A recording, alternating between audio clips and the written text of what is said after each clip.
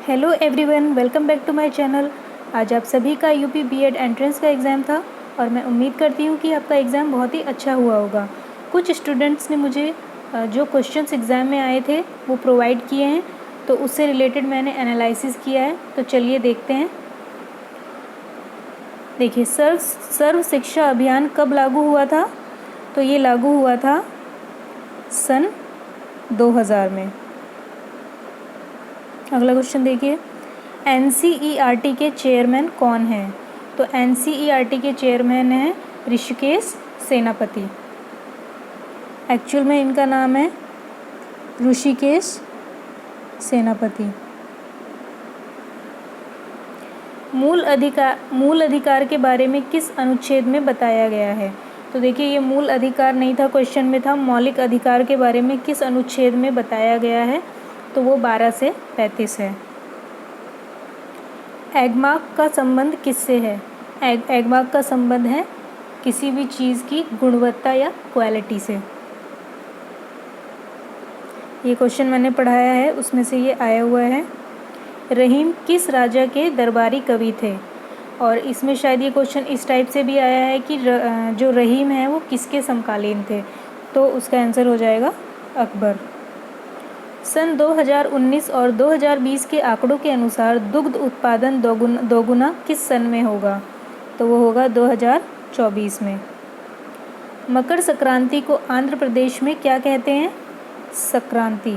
लेकिन कुछ स्टूडेंट्स ने ये कहा है कि संक्रांति ऑप्शन में नहीं था, तो उसमें मैं आपको सर्च करके बताऊंगी कि इसका कुछ मतलब अलग नाम है। एक भोगी संक्रांति भी बोला जाता है इसको, और एक नाम और है, मैं कमेंट सेक्शन में पिन कर दूंगी उसको। दिल्ली भारत की राजधानी कब बनी? 12 दिसंबर 1911। इससे पहले कोलकाता थी। The Hindu view of life पुस्तक किसके द्वारा लिखी गई?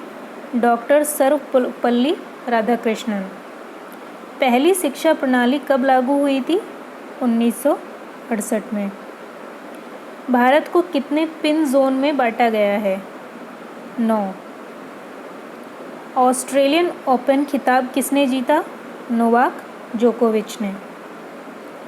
कांग्रेस का विभाजन कब हुआ था? 1907 में सूरत अधिवेशन में। डोगरी कहाँ की भाषा है? जम्मू कश्मीर। 1918 में गांधी का आंदोलन वो था किसान आंदोलन। थल सेना के चेयरमैन कौन हैं?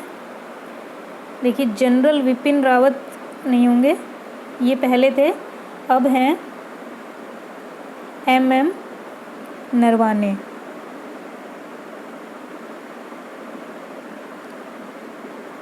तो ये जनरल बिपिन रावत चेंज हुए थे 2019 में, उसके बाद MM नरवाने को बनाया गया है। भारत में कुल कितनी भाषा हैं? 22 भाषा। भारत की पहली महिला DGP कंचन चौधरी भट्टाचार्य। रहीम किसके दरबार में कवि थे? ये वही क्वेश्चन रिपीट हुआ है, अकबर। संविधान सभा कब पारित हुई थी? 26 नवंबर 1949 को। सबसे बड़ी ग्रंथि है यकृत, इंग्लिश में लीवर। नरेगा कब स्थापित हुआ? 2005 में। और ये वर्किंग कब हो गया था?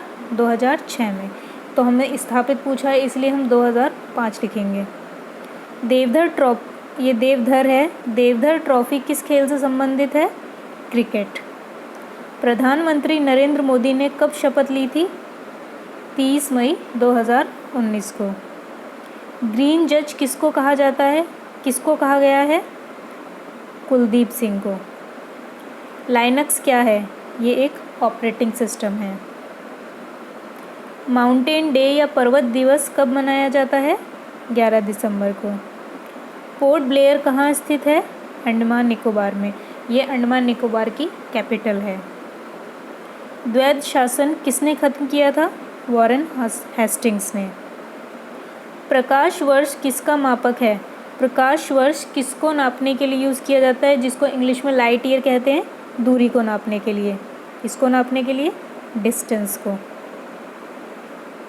यूनिवर्सल डोनर या सर्वदाता कौन सा रुधिर ग्रुप है? O नेगेटिव, वैसे O ग्रुप होता है। सुकुमार कवि किसे कहा जाता है? सुमित्रानंदन पंत को। देखिए ये था वो क्वेश्चन, मौलिक अधिकार किस अनुच्छेद में है? तो ये अनुच्छेद 12 से 35 और भाग 3। पृथ्वी कैसा शब्द है? तत्सम। अंबर का विलोम है अवनी। पावक में संधि है, तो कौन सी संधि है पावक में? अयादि संधि, और इस तरह से ये बनता है। महोत्सव में संधि है गुण संधि, और इसका विच्छेद इस तरह से होता है। गूलर का फूल होना, ये एक मुहावरा है, इसका मतलब होता है दुर्लभ होना, कठिन होना। छायावादी कवि कौन थे?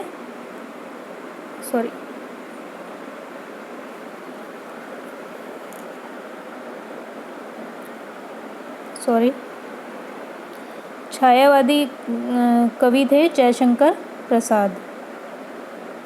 मुझे में कौन सा पुरुष है? देखिए ये मुझे के लिए पूछा गया है, तो इसमें उत्तम पुरुष है। काव्य की शोभा बढ़ाने वाले को क्या कहते हैं? रस। तो ये जितने क्वेश्चंस हमें प्रोवाइड किए गए हैं वो मैंने आपको बता दिए हैं, तो आप इससे एनालाइज कर सकते हैं कि आपके कितने क्वेश्चंस सही हैं। अगर आपको याद हो तो आप मुझे और क्वेश्चन प्रोवाइड कराइए, तो मैं उसके लिए एनालिसिस करूँगी। और क्वेश्चंस ज़्यादा हार्ड नहीं आए हैं, हो सकता है कुछ करंट अफेयर्स हार्ड आए हैं। करंट अफेयर्स मैंने सुना है कि काफ़ी हार्ड हैं, लेकिन बाकी जो आपके सब्जेक्ट वाइज क्वेश्चंस हैं और ये हैं, तो आप मुझे जितने आपको क्वेश्चन याद हैं प्लीज़ मुझे कमेंट सेक्शन में भेजें, तो मैं उससे रिलेटेड वीडियो बनाऊँगी। Okay, thank you. वीडियो पसंद आई तो प्लीज़ लाइक एंड सब्सक्राइब ज़रूर करना। Thank you.